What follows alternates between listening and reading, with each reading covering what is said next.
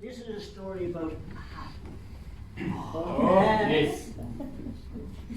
It was in September, I well remember, at the racetrack in Old Bettyville, just over Wexford town where the Slaney flows down to meet with the oncoming swell. Some people of fame in the horse racing game were assembled in groups in the stands, while others of note gave bookie and took a visit to try out their plans. When the races got started, and money was parted, and pockets were emptied and filled. Some men were drinking, while others were just thinking of pedigrees, pastures, and pigs. I'll focus my tale on a steel-eyed male the city of Waterford claims, or a man from the land that was known to be handy at football, hurling, and dames. This Waterford gent was well known for his pent on the top of Hotel Inexpensive, but the landed young man would not give a damn if he was Geraldus Cumbernace. For when this noted event was over and spent, and the crowd would return to their places of glitter and glee for to sit and to see and to hear all the talk of the races. The porter and brandy for some went down handy, while others could only sip wine. And 'twas clear then to me that this pleasant spree would go on while people had time to relax and to smile.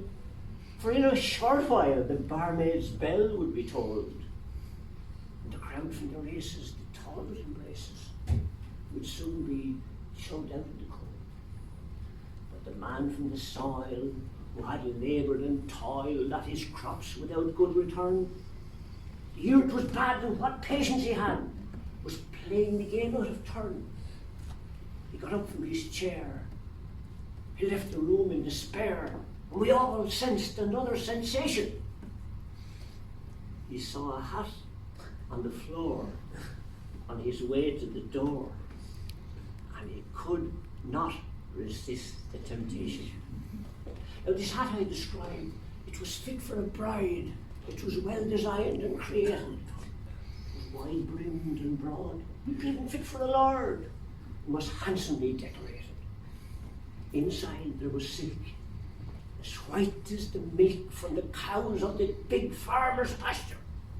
It was dished gently on top, and well made for the mop of black hair on the head of his master.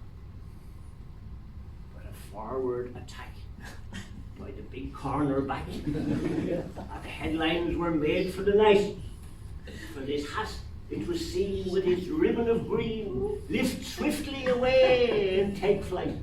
It floated off through the hall like a 50 yards ball and came into land in the lounge.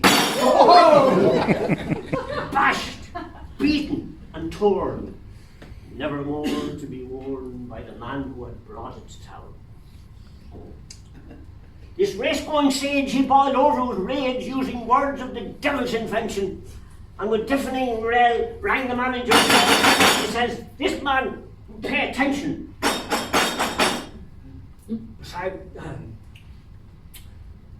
This race with a well-behaved blade from the construction trade, who was waiting about in the wind for a chance to get at this man with the hat, and walked up to him a few things. He walks up to this guy, looks him straight in the eye, and he stares at him there for a minute. "Someone kicked your hat," says he.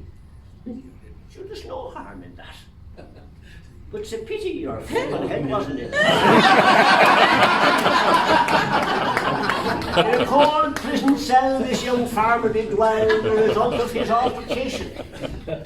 And in the course of the night his fancy took flight, and he issued a wild allegation. He says, "Let me out of this can," he says. "I'm a cruel, busy man, and my farm needs my urgent attention." The sergeant says, "Quiet. You're in there for the night, and you might even get an extension." The last I heard of this chap was when he took the rap and answered his case in the court. And when he was docked, the old justice was shocked, like, just to hear it was all done for sport. I give no satisfaction, he says, to this man who brings action, for this hat is a total distraction to the fun-loving faction of racing extraction.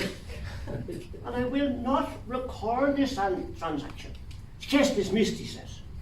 But the court still insists this man make a small contribution to St. Bridget's Hall, or maybe St. Vincent de Paul, you know, help relieve destitution. What had you in mind? The big farmer inquired. Well, £50 would be fair for such strife. Well, here's 73, he says. There's no small ways about me. And get a drink for yourself and the wife.